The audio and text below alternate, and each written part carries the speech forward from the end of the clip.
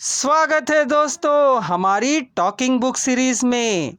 हमारी आज की टॉकिंग बुक सीरीज की पुस्तक है नारी संवेदना। मृदुला सिन्हा के उपन्यासों के संदर्भ में इसकी लेखिका हैं डॉक्टर रमा पद्मजा वेदुला।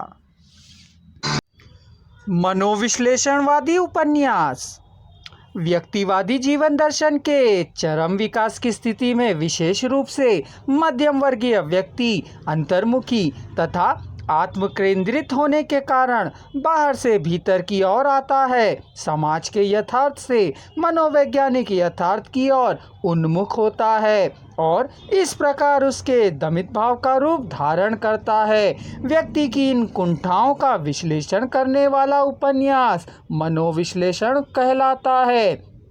इस श्रेणी के उपन्यास लिखने वालों में जैनेन्द्र कुमार, इलाचंद जोशी, अज्ञेय तथा कुछ अन्य उपन्यासकार के नाम आते हैं।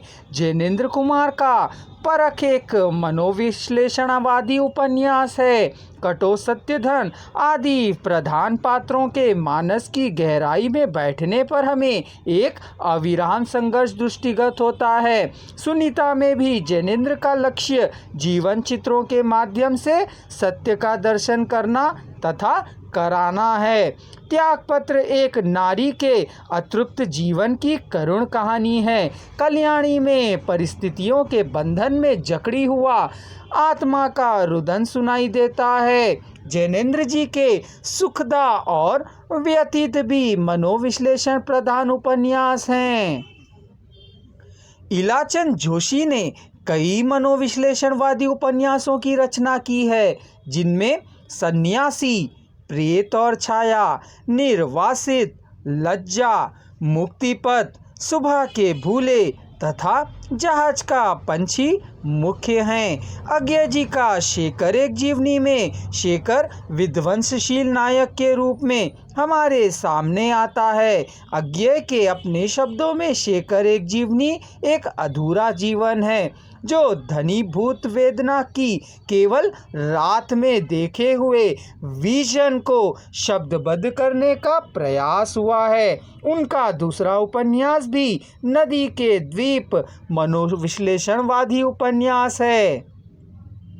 डॉक्टर देवराज का पथ की खोज तथा बाहर भीतर, धर्मवीर भारती का गुनाहों का देवता तथा सूरज का सातवां घोड़ा, अनंत गोपाल शेवड़े का निशागीत और मृगजल, प्रभाकर माचवे के द्वंद्व संचा, यादवेंद्र जैन का पत्थर पानी, नरेश मेहता का डूबते मस्तूल तथा गिरधर गोपाल का चांदनी के खंडेर आदि मनोविश्लेषणवादी उपन्यास हैं।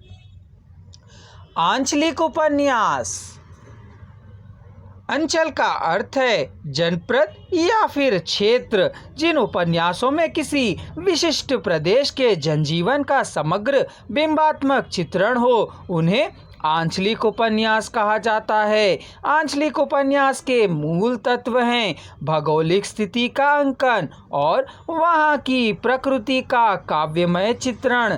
दूसरा, कथानक का आंचलिक आधार। तीसरा, आलोक संस्कृति का चित्रण। चौथा, वहाँ की राजनैतिक चेतना, सामाजिक, धार्मिक और आर्थिक स्थिति का चित्रण। पांचवा, जनजागरण की नई चेतना। कथानक का आंचलिक आधार। आंचलिक उपन्यास का कथानक किसी जनपद विशिष्ट से संबंधित होता है। उसी जनपद की परिस्थितियां राजनैतिक, सामाजिक, आर्थिक आदि उपन्यास की धारणाओं, पात्रों को जन्म देती है। लोक संस्कृति का चित्रण। आंचलिक उपन्यासों में मूलभूत विशेषताओं में सबसे महत्वपूर्ण तत्व लोक संस्कृति का जीवन चित्रण है। लोकतंत्र से तात्पर्य वहाँ के निवासियों, रीति रिवाज, रहन सहन, वेशभूषा, लोकगीत, नृत्य आदि का चित्रण उपन्यासकार अपने वास्तविक आधार पर करता है।